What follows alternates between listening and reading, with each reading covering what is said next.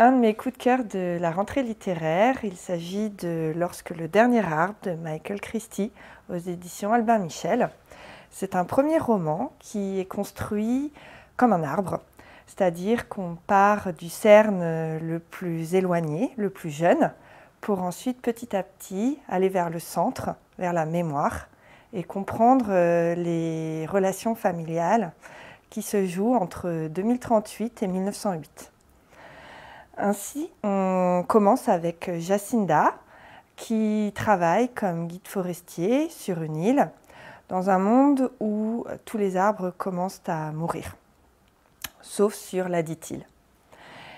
Et un jour, son ancien fiancé vient la voir pour lui dire qu'elle serait une héritière de Harris Greenwood, un ancien magnat du bois, et donc potentiellement la propriétaire de l'île sur laquelle elle travaille.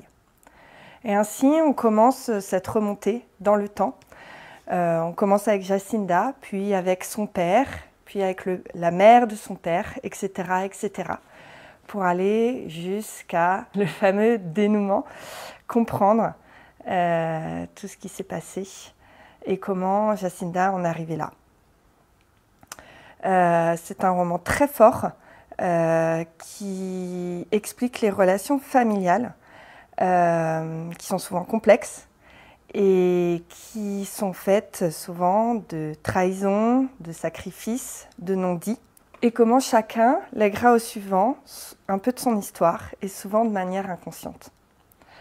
Michael Christie ici nous livre un roman entre histoire familiale et fable écologique. Et c'est un roman vraiment bouleversant.